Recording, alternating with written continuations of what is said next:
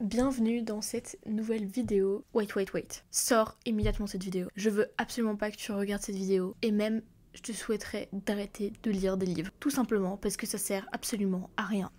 Bon. Si t'es toujours là, bienvenue quand même. Aujourd'hui, j'aimerais qu'on parle d'un sujet un peu paradoxal peut-être, qui est le fait que selon moi, il faudrait à un moment donné qu'on arrête de regarder des vidéos, qu'on arrête d'écouter des podcasts, qu'on arrête de lire des livres, qu'on arrête de surconsommer de l'information et de ne jamais implémenter ce qu'on apprend. Parce que c'est super de se bourrer le crâne, mais au bout d'un moment, ça sert à rien. Si on n'implémente pas, si on n'utilise pas ce qu'on a appris, quel intérêt? Donc dans cette vidéo, ce qu'on va faire, c'est décortiquer ce pourquoi surconsommer de l'information, c'est tout autant néfaste que surconsommer n'importe quel autre produit ou denrée ou quoi que ce soit, et que sous-implémenter, ça mène tout simplement à une perte de temps et ça nous donne l'illusion qu'on avance, alors que c'est absolument pas le cas. Après cette vidéo, tu sauras clairement quel livre et quel podcast tu devrais continuer à écouter, pour toi, évidemment dans ton cas personnel, et quel livre, quel podcast, quelle vidéo, quel influenceur, quel créateur de contenu tu devrais arrêter de suivre, parce que dans tous les cas, t'implémentes jamais ce qu'ils partagent. Ça veut pas dire que ce qu'ils partagent c'est mauvais, mais tout simplement, toi, t'as un temps qui est limité, t'as 24 heures dans une journée, et tu dois filtrer ce que tu laisses entrer et ce que t'implémentes vraiment dans ta vie. Et le reste, peut-être que c'est mieux de le laisser à plus tard plutôt que de surconsommer et de se donner l'illusion qu'on avance lorsque ce n'est absolument pas le cas. Et bien sûr, je parle aussi pour moi parce que des fois, je suis aussi dans cette boucle-là d'apprendre parce que c'est plus confortable que de mettre en pratique. Mais avant tout, sache que si t'as pas envie de prendre de notes sur cette vidéo, parce que la chose que je vais dire aussi, c'est que si de toute façon tu consommes pour prendre aucune note, pour te souvenir de rien du tout, c'est plutôt du divertissement que de l'apprentissage, c'est encore différent de l'implémentation. Mais donc, si t'as la flemme, je comprends. C'est pour ça que j'ai déjà fait le travail pour toi. Tu pourras récupérer toutes les slides, tout le résumé complet de cette vidéo juste en cliquant sur le lien dans la description. T'entres ton email et tu reçois tout sur ta boîte. Je vais lancer le partage de mon écran, comme ça tu peux voir exactement ce de quoi on va parler et tu peux récupérer le même dossier, le même document pour tes propres archives. Enfin, j'espère que ce sera pas des archives et que ce sera quelque chose que tu utiliseras et implémenteras pour de vrai, mais bon, sait-on jamais. C'est parti. Donc, je le réitère, ne regarde pas cette vidéo et arrête de lire des livres parce que ça sert à rien. Bon, je trouve que cette vidéo, elle va servir à quelque chose, mais seulement si tu l'implémentes. Donc, pourquoi est-ce que je dis ça ? Tout simplement parce que comme je l'ai dit juste avant, consommer du contenu sans passer à l'action, ça sert strictement à rien. C'est juste du divertissement et ça te donne l'illusion que tu fais quelque chose. Surtout si tu regardes du contenu développement personnel, business ou quoi que ce soit, tu vas rester bloqué, tu vas stagner si tu te contentes de simplement regarder et consommer du contenu. L'objectif ici, c'est vraiment de déconstruire l'idée que lire, écouter ou regarder du contenu égale à apprendre et égale à progrès, parce que c'est pas toujours le cas. Si tu prends aucune note, si tu retiens rien du tout, et si t'implémentes absolument aucun concept nouveau que t'as découvert, guess what? Tu te mets le doigt dans l'œil. Et la première distinction que j'aimerais faire ici, c'est la différence entre motion and action. Parce que quand on est dans ce processus de lire, d'écouter, de prendre des notes même, mais de jamais passer à l'action, c'est toute cette phase de motion où on planifie, on réfléchit, on essaie d'apprendre, d'avoir des nouvelles connaissances, des nouvelles ressources, blablabla, faire des formations. Mais si on n'implémente pas, en fait, on passe jamais dans la phase d'action. La phase d'action, c'est vraiment celle d'implémenter dans ta vie, de passer à l'exécution réelle et de pas rester dans cette illusion d'avancer et d'avoir aucun résultat concret qu'apporte la phase de motion. Bien sûr, elle est nécessaire à un certain degré, tu dois planifier, tu dois réfléchir, tu dois apprendre, mais elle n'est pas suffisante. Et c'est pour ça que si tu comprends bien ces deux concepts, tu vas ensuite pouvoir comprendre aussi pourquoi c'est si important de passer à la phase d'implémentation et de pas sous-implémenter. Et ici, il y a une petite phrase que j'aime bien, c'est que c'est ce que tu fais qui change ta vie et non pas ce que tu sais. Et pour ça, je vais être obligée de me mettre un peu à nu, c'est-à-dire que, prendre mon exemple personnel, dire que pendant 8 mois à peu près, j'ai consommé du contenu business, etc. parce que je voulais vraiment me lancer en entrepreneuriat, faire mon truc, etc., mon projet. Donc je consommais, on m'a appris beaucoup de choses. Après 8 mois, un de mes potes qui savait que j'apprenais, qui voyait que j'apprenais beaucoup, me dit mais du coup t'avances, enfin t'as implémenté des trucs, il y a des choses qui changent. Et les résultats, c'est que rien qui avait changé. J'étais absolument au même stade, toujours dans la même situation. Et c'était parce que j'avais eu l'impression d'avancer. Donc bien sûr qu'à un certain stade, c'était utile que j'apprenne, que je consomme de l'information, du contenu, des livres, des vidéos, des podcasts, des formations. Mais à un moment donné, j'étais tellement coincée dans cette phase d'apprentissage que j'implémentais jamais. Et donc pendant 8 mois, j'ai stagné encore et encore, jusqu'à ce que ce même ami me dise bon, let's go, si c'est comme ça, tu vas venir avec moi, on va le faire ensemble. Et comme ça, t'auras pas le choix que d'implémenter ce que t'as appris. Et heureusement qu'il était là, parce que je pense que sinon je serais peut-être toujours au même point. Donc merci Adrien. Et donc cette expérience-là, ça a vraiment été l'expérience d'être coincée dans le cycle de motion et de jamais mettre en pratique quoi que ce soit que j'avais appris. Et c'est pour ça que je fais cette vidéo aujourd'hui, parce que je sais qu'il y en a qui sont comme moi, il y en a beaucoup. Et je trouve ça vraiment dommage, parce que c'est souvent des gens qui apprennent vite, qui aiment apprendre, qui ont la soif de faire plein de choses, de changer leur vie, de changer leur situation, que ce soit d'un point de vue développement personnel, ou plutôt d'un point de vue, on va dire, business ou entrepreneuriat. Et le piège, c'est que souvent, extérieurement, quand t'es dans cette phase d'apprentissage, extérieurement, il y a tout qui semble bien, il y a tout qui semble parfait. T'apprends, t'es aussi bien vu, entre guillemets, par ta famille ou par les autres, par tes amis, parce que t'es tout le temps dans un mode d'apprentissage, donc on te félicite.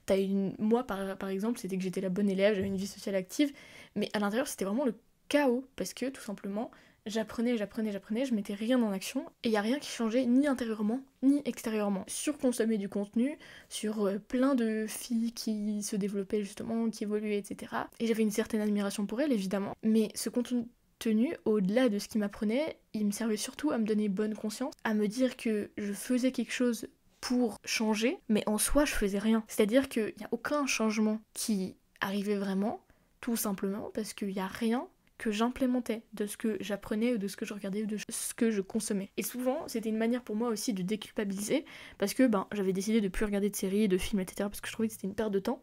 Mais à la place, je faisais quoi? Je regardais des vidéos YouTube, évidemment sur des sujets qui, entre guillemets, sont moins du divertissement que ce qu'on peut trouver dans des séries, mais pourtant, de la manière dont je traitais le contenu, je le traitais exactement de la même manière que les séries, que les films, que des livres, des romans fictifs, etc.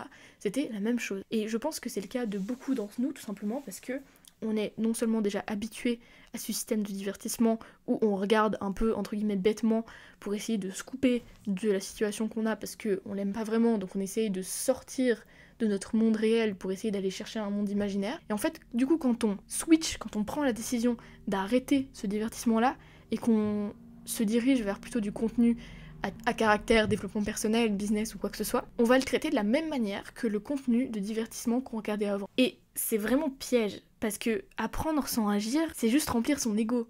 Parce que moi, au bout d'un moment, du coup, j'étais très fière aussi de ce que j'avais appris. J'avais touché à plein de choses, j'avais touché au trading, j'avais touché à une marque de vêtements. Bon, ça, pour le coup, j'avais mis en pratique, mais voilà, j'avais touché à tellement de sujets différents. J'avais fait des formations, des coachings, machin. Donc il y avait une certaine part d'ego aussi de me dire, j'ai appris tout ça, c'est assez facile pour moi, non seulement d'apprendre, mais de consommer du contenu. C'est facile pour tout le monde. Enfin, plus ou moins selon les personnes, évidemment, mais je veux dire, c'est pas très compliqué de se poser devant un ordi, de regarder une vidéo explicative, ou quoi que ce soit, ou de même lire un livre. Ça demande peut-être un peu plus d'énergie, mais en attendant, c'est pas très compliqué. Comparé au fait de mettre en pratique ce qu'on apprend, c'est 1000 fois plus facile. Et ça dort, ça remplit vraiment notre ego, on est fiers, tout le monde nous complimente parce qu'on apprend plein de choses.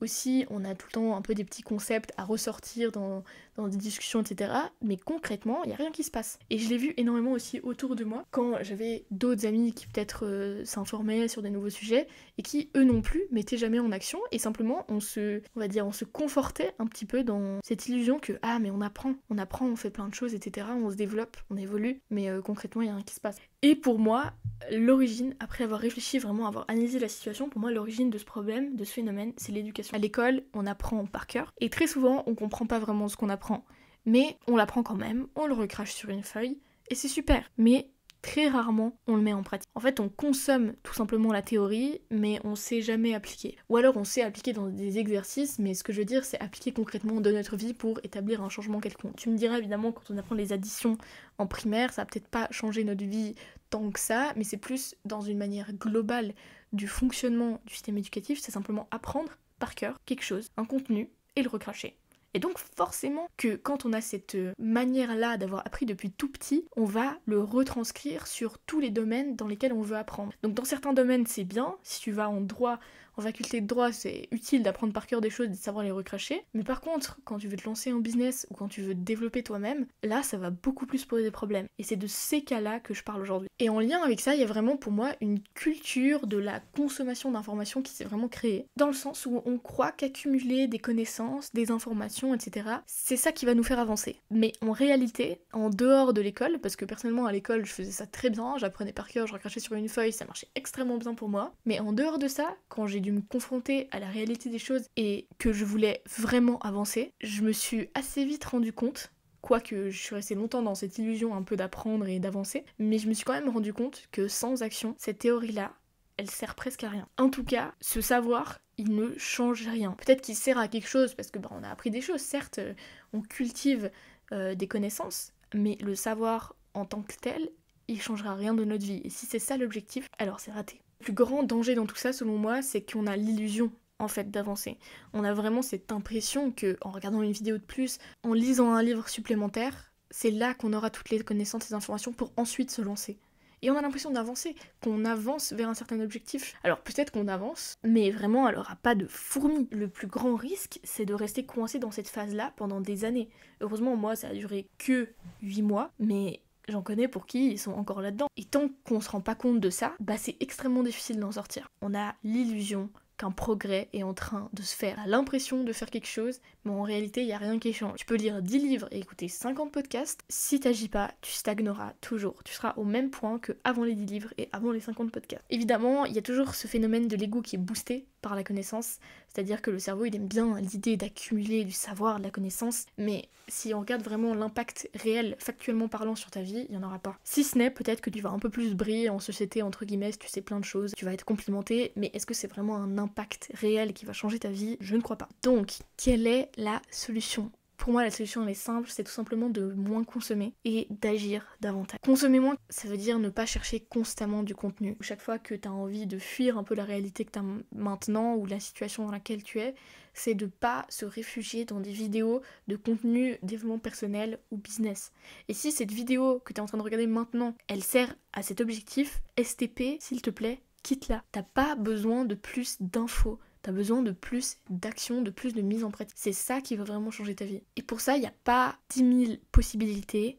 Tu dois filtrer les infos. Tu dois choisir ce qui est réellement utile pour toi et ce qui ne l'est pas. Et tu dois surtout comprendre d'où vient ton envie ou le fait que tu regardes cette vidéo. Est-ce que ça vient du fait que t'as passé une journée de merde et que t'as juste envie de te divertir, entre guillemets, mais que tu veux quand même avoir bonne conscience, du coup tu vas regarder une vidéo business ou une vidéo développement personnel plutôt que un épisode de ta série préférée? Ou est-ce que ça vient du fait que tu sais que t'as un objectif et tu sais pas encore exactement comment faire pour telle étape, du coup tu regardes cette vidéo et tu sais qu'après cette vidéo tu vas implémenter ce que t'as regardé dans la vidéo. La manière dont tu arrives à cette vidéo et ta volonté derrière le fait de regarder cette vidéo, c'est ça qui compte vraiment. Et je le répète, c'est ok d'arrêter cette vidéo, d'arrêter ce podcast si c'est pour enfin agir. Je préfère que tu arrêtes la vidéo ici plutôt que tu continues, mais qu'au final ce soit une vidéo parmi 1200 autres et qu'il n'y a rien qui change pour toi ensuite. L'important c'est vraiment de te focus sur l'essentiel. Qu'est-ce que tu veux vraiment faire? Quel est l'objectif numéro 1 que tu veux atteindre? Parce que aussi si tu regardes des vidéos sur des millions de sujets différents, au bout d'un moment tu te perds et il faut arrêter vraiment cette overdose d'informations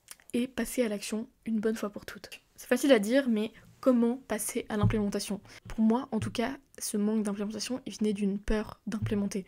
J'avais peur de pas assez savoir, j'avais peur de faire mal, j'avais peur d'échouer. Et la vérité, c'est que probablement quand j'ai commencé, j'ai pas tout fait bien.